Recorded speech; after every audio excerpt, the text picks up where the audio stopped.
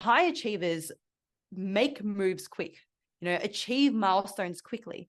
So what can often happen is that we achieve a certain milestone really quickly. We look back and we're like, oh my gosh, within just 6 months or just 12 months, I've made it this far. Did I really earn that? Did I really create that? Or was it a fluke? Did I accidentally, or did someone else lift me up and get me here for me? I'm actually worthy of this?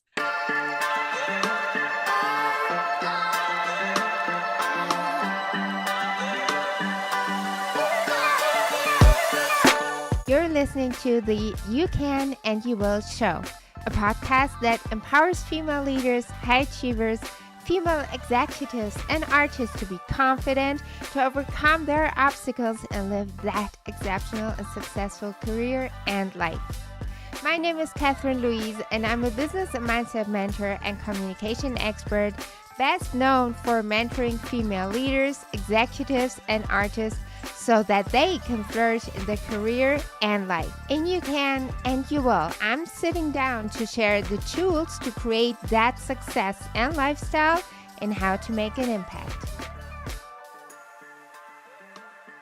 Hi, and welcome back to a brand new episode here on You Can and You Will. I'm your host. I'm Catherine Louise. I'm a business and mindset mentor, and I'm that ace up your sleeve. And today, and if you're watching this episode on YouTube, you already know, I have the wonderful and lovely Trang Nova here. She's a mentor. And hi, Trang. Welcome to the show. Hey, Catherine. Thank you so much for having me on the show. It is an honor to be here, and I'm really excited to have this conversation. Thank you so much. And I've been so excited for this conversation. But let us start by saying you're on Bali right now. Hello. Hello. Yes, I am. So, you may be able to tell I've got a pure 100% Australian accent. So I am Australian, but I'm currently doing that travel adventure thing where, why not? I always wish that I had done a gap year after high school. And I tell my cousin who's in high school, take a gap year, go travel, go learn about yourself, go expand your mind, go learn more about the world. So I was like, why not now? I get to do it now with the work that I do. So here I am in Bali. Isn't that a whole nother level of luxurious, like as in being truly fulfilled in your career and your life when you just get to do that? Absolutely. Yeah, I'm very blessed and I'm very grateful. By the way, for everybody listening or watching right now, I'm going to put all of Trang's information down below so you can actually also follow her on Instagram just like I do. That's how I actually knew you were on Bali right now. And I'm so excited, not just for meeting you, but also for the conversation we're going to have today, because it is so important, because we said we wanted to talk about imposter syndrome.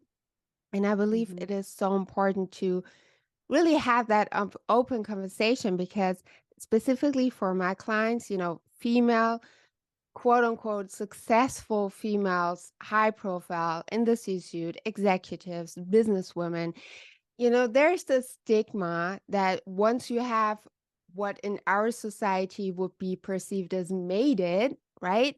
That you just have it all. You're just supposed to be happy and lucky and all the things. But oh no, there is so much imposters going on as a C-suite. So I would just love to hear your take on that. Yeah, 100%. Like what an accurate way to open this conversation, because you're so right. Like there is this illusion that, when we arrive somewhere, when we make it, that we won't feel that anymore, that veil will be lifted and we get to just finally feel good in our own skin and feel good about ourselves and feel worthy. That is so far from the truth. Imposter syndrome is something that affects up to 80% of people. Like 80%, that's 8 out of 10 people will experience imposter syndrome. And that is across all ages, genders, professional backgrounds, levels of experience, no one is immune to imposter syndrome. And in fact, the definition of imposter syndrome highlights that imposter syndrome disproportionately affects high-achieving individuals.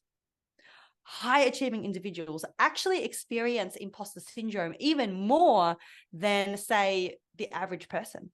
Oh, how's that? Yeah, it's interesting, right? So that's where, the illusion of, okay, when we get to a certain level of experience or a certain level of achievement, we won't get that self-doubt anymore. But it's actually the reverse. And the reason for that is, there are a few. One of them is, high achievers make moves quick, achieve milestones quickly. So what can often happen is that we achieve a certain milestone really quickly. We look back and we're like, oh my gosh, within just 6 months or just 12 months, I've made it this far. Did I really earn that? Did I really create that? Or was it a fluke? Did I accidentally, or did someone else lift me up and get me here for me? I'm actually worthy of this? Yes. That is one reason. I know I've been there before. And also, yeah, like all of these, I'm just gonna put my hand up. I've been there before, All still hands be experiencing it raised to up some right degree. now. Yeah. And here's another one as well, like high achievers spend time with other high achievers, right? Like think about the people, a lot of the listeners now, you're probably looking up to or learning from, or even maybe idolizing people who are many, many steps ahead of you, right? Yes. So high achievers surround themselves with other high achievers. So now we're not just a fish in a fishbowl. We're a fish in the ocean, comparing ourselves to not just other fish, but sharks and whales and dolphins. And we feel, in comparison, tiny. We feel so small relative to these other big marine life that we are comparing ourselves to. So it feels like we have such a long way to go. The gap feels gargantuan. But it's an illusion because we are looking in that direction, but we forget to look back to realize how far we have come, how big we actually are compared to all the other fish in the fishbowl. We're in the ocean, so we're in this big body of water, but we're actually relatively already really big. So imposter syndrome is, it's something that I find so important to talk about, because no matter who you are, level of experience, profession, like it's something that does cripple people. It's the killer of people's dreams before they even have a chance to birth their dream into reality. Yeah, preach it. Yeah, 100%. And not only that, it is so interesting. On Saturday, I read an article on the Harvard Business Press, I believe. I don't know. It's one of my favorite magazines. And they were actually talking about imposter syndrome too. And the person was talking about a male person having imposter syndrome and how he literally sabotaged his entire career. Like he was in a really high position. And then because of his imposter syndrome, he actually scaled back going into, I believe it was a startup.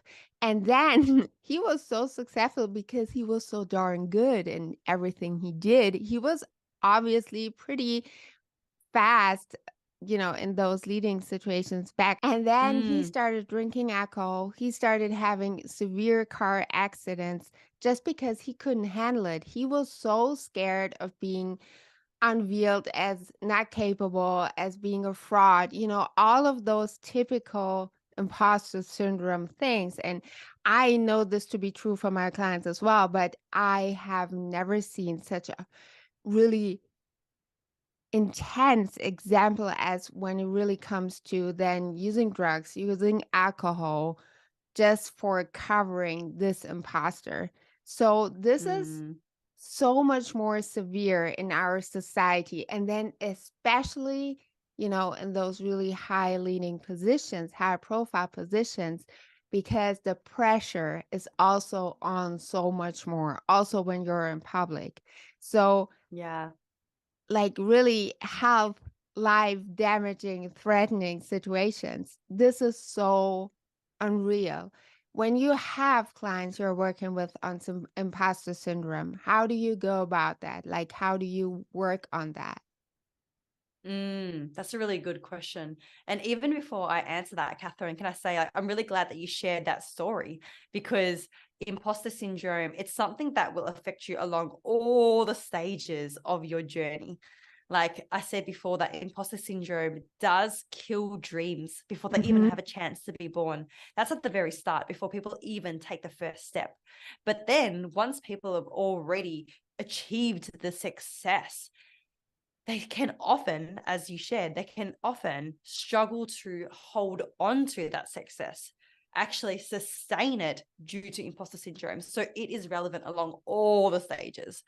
But yeah, to answer your question, how to manage and deal with imposter syndrome, the first step is simply to illuminate imposter syndrome for what it is. Shine a light on it and become aware of it, because we can only fix something, or we can only change something, if we're even aware of it in the first Mhm. place. If we're not, then we just will fall into the illusion. We'll become one with the illusion, rather than being able to step out and seeing it as an illusion. And the reason why I keep saying illusion is because imposter syndrome is just that. The feelings of doubt, like the feeling of, say, butterflies in your stomach, or maybe like the jitters because you're feeling that doubt or that fear. Yes, that feeling is valid. That feeling is real. But the thoughts that precede those feelings, the thoughts of I'm not good enough, my success is a fluke, who am I to be achieving this? Who am I to hold this success, or this level of finances, or this position, or this title? Those thoughts are an illusion. Mhm. And the reason why that is because us humans, we actually have a psychological phenomenon. It's called the negativity bias. So the negativity bias refers to our tendency to focus on negative information and feedback instead of positive information and feedback. Yeah. So, for example, you might have done a presentation at work, right? You might have, done a presentation, maybe a pitch or something. And then afterwards, you ask your colleague, how did I go? How was my pitch? How was my presentation? And they rattle off all these things that you did fantastic. They say, okay, you did this really well. I loved how you stood and said that. I loved your body language. You oozed confidence. But then they say the dreaded word, but. Mhm. They say, but one thing that you could have done better. This part, I just wasn't sure about this part. And then suddenly we now have the memory of a goldfish, like 3 seconds, and we forget everything else that they just said before. And we latch onto that one thing that they said that we could have done better. Yeah. And that is the negativity bias, that us as humans, we are wired to focus and utilize that negative information. So even if you were someone who has had, decades of achievements and successes in your life, but you have one recent setback or one recent failure, or maybe in terms of feedback, you've gotten all this incredible feedback, and then you receive one piece of feedback that that wasn't so flash. And then now that weight that's put on that setback or that negative feedback back or that failure starts to outweigh the endless amounts of achievements and things that you did do well. And then we start to go into the spiral of, am I good enough? Am I worthy? Did I really earn this? So then that's why imposter syndrome is, it's so widespread, because it's literally wired into the human psychology. And It, that is the illusion. yeah. And you know what? I figured like most of the times, I loved how you were pointing out like so much positive feedback, and then maybe that just one not so positive feedback. And I figured that most of the times it's not even about not being so positive, but maybe it was just even constructive, like like an advice, like how you could come up better, how you could come across better. Like it wasn't negative at all. It was just a Yeah. suggestion, but especially when you have that imposter, you would still tend to believe, oh, she or he was criticizing me, like I didn't do 100%. And also what I figured, and this is to me, what I have learned is the difference from imposter in the C-suite to maybe imposter for not so high levels is that those people have been promoted, not always, but the majority without not even like really trying so hard. There are people Yeah. really working so hard on climbing up the career ladder. And then there's those people who just seemingly get on up so easily. And Mm, especially those people tend to have the biggest imposter because yeah. they just believe it was luck, it was, something, but not actually their skill set. Yeah, totally. That's exactly it. So then, the first step is illuminating Yeah. that illusion, becoming aware of it and not identifying it as it, not actually believing it or falling for it, but actually being like, okay, this is an illusion. These are just thoughts. And then from there, we can actually take active steps to rise above it. But in my experience, you really have to collect evidences. Like really Yes. evidences when you have a high profile person in front of you having imposter, not believe, and you be like, okay, let's suggesting that might be actually an imposter syndrome and not being a fraud in the first place, but you actually deserve that position. It's like, no, imposter, no, I'm not, I'm not having that. It's like that's for other people, it's not for me. You literally have to start collecting evidences, and that takes work. Convincing Yes. or proving, I don't want to say convince because it's there. It's nothing you have to create or come up with, but really proving a person that this is actually what they deserve. This position, this Yes. life is what they deserve. Oh, so much deserve. That Yes. takes work. It takes Mhm. collecting evidences and really making a person being aware of their skill set. Yeah, yeah, that's it. You've got to collect and start to see that evidence, because otherwise the evidence is currently biased towards the negative feedback, isn't it? It's like we are really latched onto everything that shows that we aren't capable. So then we've got to go the opposite way. We've got to Yeah. bias and consciously swing our mind towards the positive evidence. Okay, maybe what you can do is, and this is what I do myself, this is what I tell my clients to do, open up your journal on a daily basis. If not, weekly. But open up your journal at the end of the day, at the end of the week, and write down a list of 10 things that you did or 10 ways that you showed up this week that makes you feel proud of yourself, Mm-hmm. that makes you feel worthy, that makes you feel loving for yourself. Yes. And write it down. And don't even just write it down like a checklist so that you get it done. You can close your journal and move on to something else in your day.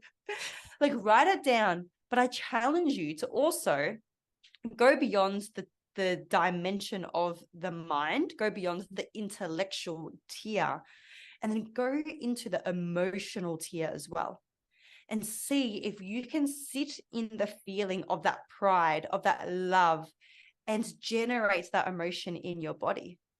And I know this may sound a little bit, it's intangible, right? Emotions are Mm-hmm. intangible. So it may seem a little bit woo-woo, but like really allow yourself to feel it, because otherwise writing it down can still be easily bypassed. It can still not actually seep through to the level of your mind and your body, right? Yeah. Like it can still, and that's why high achievers who on their resume, it's like this huge list of positions and milestones and everything, they can still feel imposter syndrome. Yeah, It's totally. not about knowing, it's not about being able to list out your achievements. It's Mm-hmm. about actually going beyond and being able to feel the magnitude of those achievements.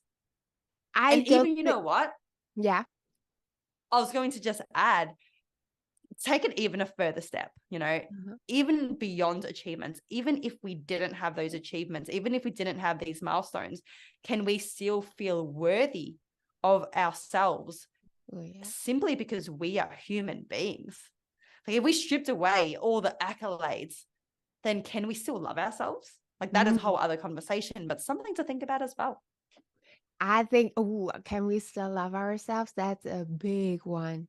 And I love you talking about journaling. Journaling is my jam. Like my clients have to journal. I think it is Yes. so important because also what I also say, I'm not sure how you do it, but I also suggest really writing with a pen on a piece of paper and not in your computer or whatever, because there's literal magic in putting words onto a piece of paper and actually writing that. And I don't believe it's Yeah. woo at all, because this kind of worthiness you were just talking about is exactly what those high achievers are really missing, because in that moment they might have accomplished something.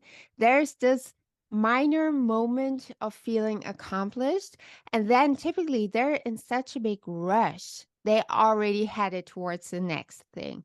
And it almost feels like as if that what they have just achieved or a month ago or a year ago is not even valid anymore, because that has been in the past, right? Like, okay, so what are we talking about right now?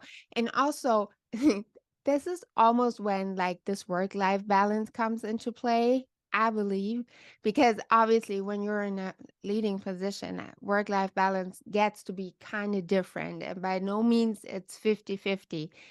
That's like a whole different topic. But if you're just working literally 24/7, maybe hitting the gym for an hour before work, but other than that, just be working all the time, it is so difficult to really having those moments of acknowledging what you have just achieved, of being present of your success. And I have learned that this is one of the key factors in really getting rid of that imposter syndrome. It's like when you're so caught up in work 24/7, literally being in that office or, being on a plane, heading to the next appointment, all of those things. If you don't really have that moment in time to, take that moment literally and enjoy your success, this is when imposter hits even more so. Yeah. Yeah. That's so well said, Catherine. Yeah, so much to explore there, and to actually, not even just listen to this podcast, right? Like we spoke about, getting that pen out, putting it to paper in a journal, not even just listening to this episode and being inspired, or even thinking, okay, I've heard it before, this is a good reminder, but actually being like, all right, what can I extract from this conversation? Like, what can I take and put in place so that there is something that tangibly changes as a result of listening to this episode? Because if nothing changes, then nothing changes. How do you, like, when one of your clients with that imposter syndrome is failing, quote unquote, not hitting a certain goal, how do you pick them up? Because that's a whole different kind of picking up. As in, are you asking like if they have imposter syndrome and they're also falling short of their goals? Is that what Yeah, you're asking? maybe. Yeah, exactly. Like when they have one of those goals and they may have succeeded up until now, and then just something goes wrong, like that kind of being unmotivated and really falling into this hole. You know what I mean? Like when they're like Yes. really down, almost depressed, like how do you support them moving beyond that? Because I feel like it hits, well, falling short hits for people with imposter syndrome even more hard. That is true. Yes. There are a few steps to this. The first one is actually allowing the emotions to come out, like feel the emotions, feel the disappointment, feel the disheartenment, and not suppress those emotions. Sometimes there can be messaging that gets thrown around that we should just pick ourselves back up and keep going and not feel those emotions at all. And that's not helpful, because we are human beings. We do have feelings, and we do need to express right? Like pressing out, expressing those emotions to be able to move on and function. So that's the first step, to actually be able to feel those emotions. And actually, if I can even share a story, like I had this last year. It was actually so synchronous, because I was doing a talk last year on this topic. I was doing a talk on imposter syndrome. And during this talk, I was speaking to a group of professionals who didn't already know who I was. And this is, this is something that I don't do a lot. Like I do a lot of talks to people who already know who I am. So it's a whole different experience. But it was interesting because I was doing this talk. It was both in person and being streamed online. So there was a group of people right there in front of me, but there was also a phone on a tripod at the front of the audience. Now, halfway through the talk, I'm talking about imposter syndrome. There's a moment of silence in between 2 points that I'm making. Now, someone on the live stream who must have thought that they were on mute, but they weren't, said out loud, "Oh, what a load of crap, seriously."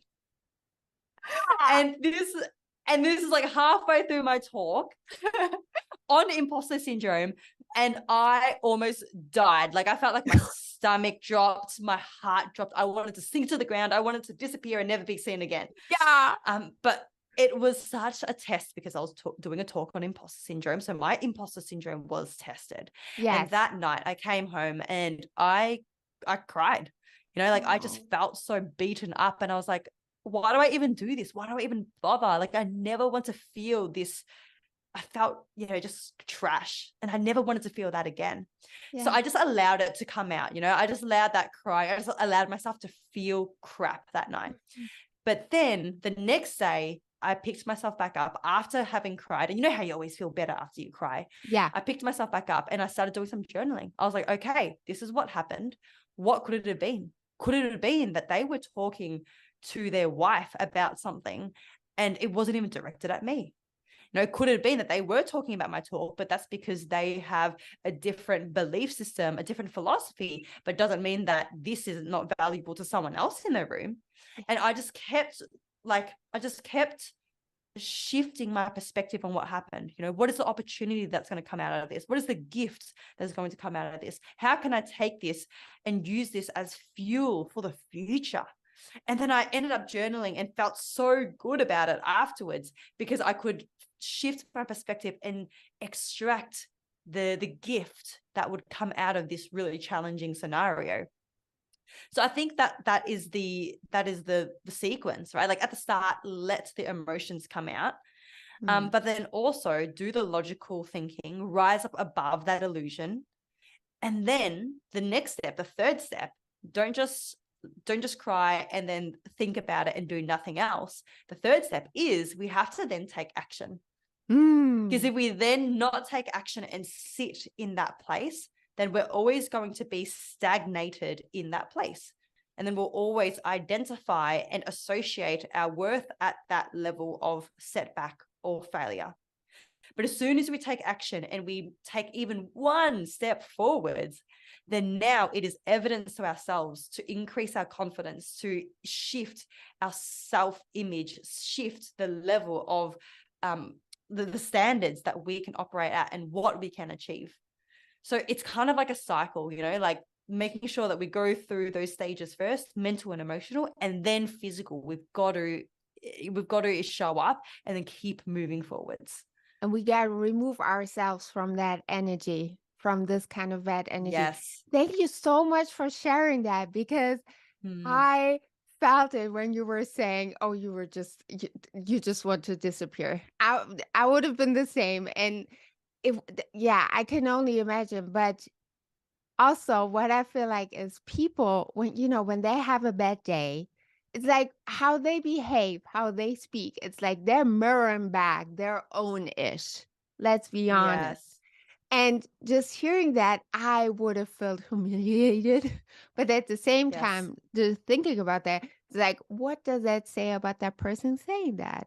What does it say about that person? Like, even saying something like that, when there's somebody up on stage giving their all, like maybe that person just wasn't even in a position to hear all of that good stuff because they're so busy with their own crap. Let me put it this way. Yeah. Yeah. But you talking about speaking on stage, you already know I wanted to hit that because again, you should really follow Trang on Instagram as I do. And I just saw you're preparing your first keynote. And that hit home with me, obviously, because I'm preparing my first one too. So I'm so excited for you about this. Do you want to share a little bit about that? Like, how did you actually figure out you wanted to be a speaker? Because obviously, as you just shared about this situation, you must have done speaking before. And how do you pursue that? Yeah, thank you for opening up this to be able to talk about it. Yeah, I've always loved speaking. Mhm. You know, when I was in school, I was already the one who loved to talk and, you know, like just get my voice out there. I love the sound of my voice too much. um, but yeah, you know, previously I've done a lot of podcasting. I run retreats. I do talks to small, you know, groups and corporations. But a step that I really wanted to take was to step onto the big stage, you could say, you know, like keynote speaking in front of hundreds and thousands of people. And the reason why I've been drawn to do this isn't because I want to be in the spotlight. It really isn't because of that. But it actually comes back to, you know, part of my journey, which we haven't spoken about, but I can touch on.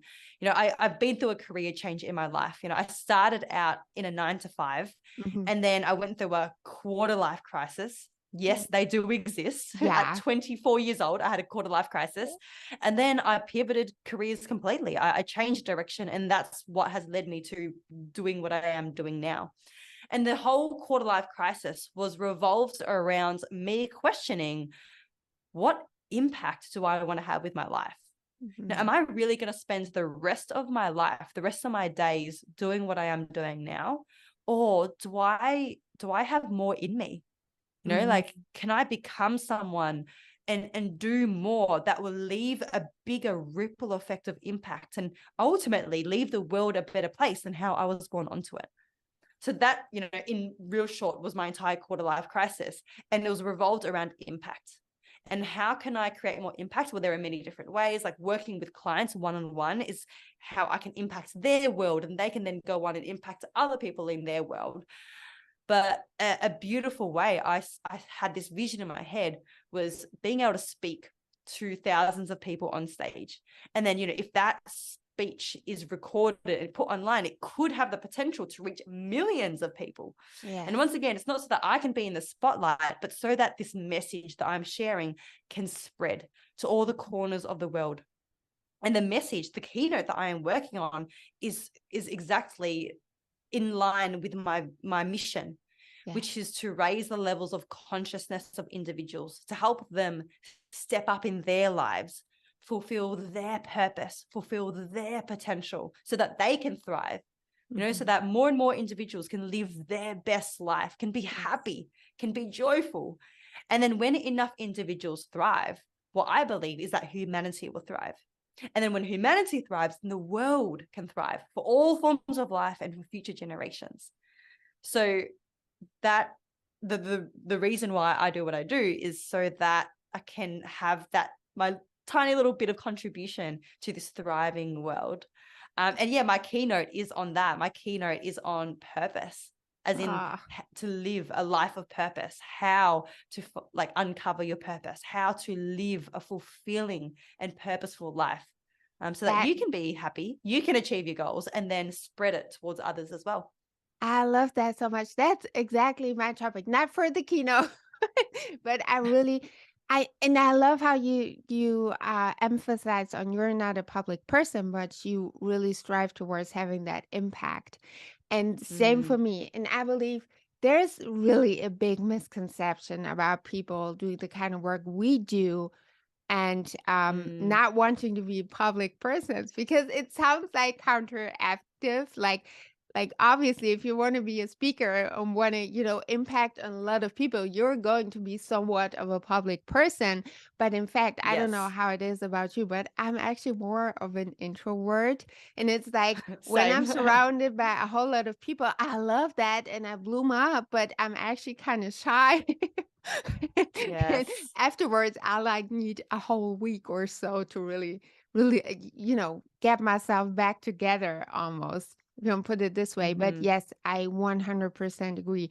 There's something about being on that stage, looking into the faces and seeing it hopefully lighten up and being like, oh, something just clicked. And that kind of Yeah. impact just does something. But also, myself, I'm not saying it doesn't exist, but I haven't seen a speaker or really a person of impact yet who is not somewhat of an introvert and then really that needing that alone time to re-energize and really, come back to yourself because it takes so much energy. It takes so much Yeah. energy, right? Uh-huh. Agreed. Yeah. Like I'm currently living by myself, and every time I like get to the end of the day, and I say this because like I'm quite an energetic person. I can see that for you as well, Catherine. Like we both Yeah. speak with a lot of, candor, and we put a lot into it. And then, Yeah. we get to the end of the day and we're like, okay, we just need to rejuvenate. We just need to be by Like, don't ourselves. talk to me. Yeah. Yes. But I love it. I love that alone time. And yeah, I think having that contrast, having the harmony between recharging and being on our own, and then also being able to serve and contribute is, such a beautiful, harmonious thing. You know what I figured? I believe we can only be that energetic and really give our all to people because what you do at the end of the day on that stage is really you give those people that energy.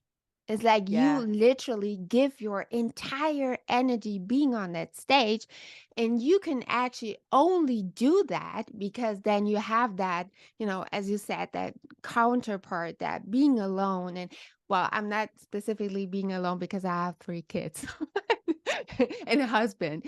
But what I'm saying is that yes, really, I think the only way we can give so much from us because what you do at the end of the day when you're on that stage, you give your all. You give you as a person, Yeah. your energy, your love, your light, just everything.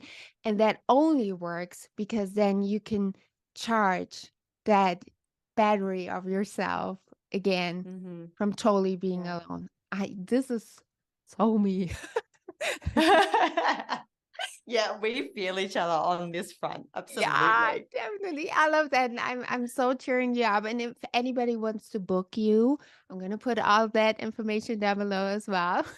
Because I really love that. And I celebrate you for talking about purpose because I know this is definitely one of my topics too. Like I love speaking about really people in general, obviously, but then again, women, especially being in their zone of geniuses, and how I really want to support them doing that because just as you said, and that hit home to me so, so big time.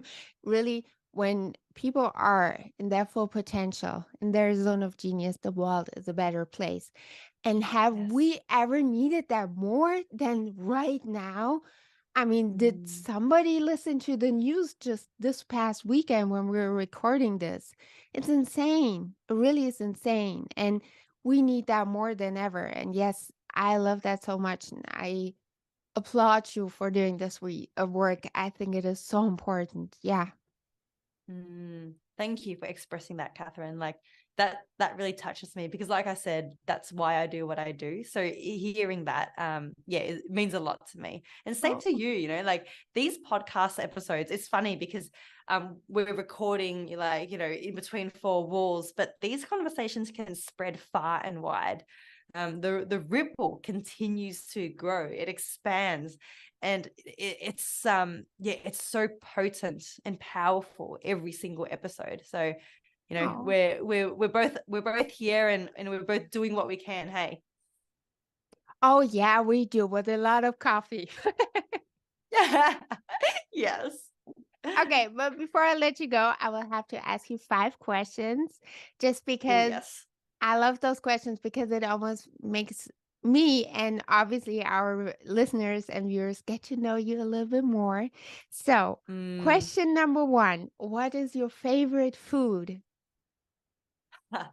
Favorite food has got to be so Italian, either pizza or pasta. I could eat that all day. Oh Yeah. yeah.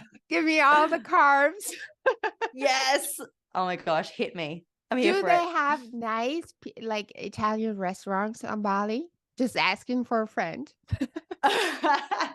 Surprise. Okay, I shouldn't say surprisingly. Uh-huh. Yes.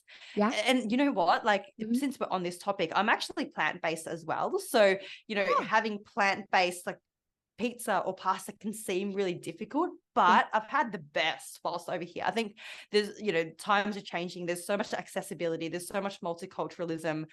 So yeah, I've had the best pesto pasta. I've had the best, like capriciosa pizza. Yeah. I think that's the name of Capricciosa. the Yeah. capriciosa. Yes. Yeah. Oh, yep. Okay. All right. Getting We got to getting stop hungry. talking about this. Otherwise I'll get really hungry.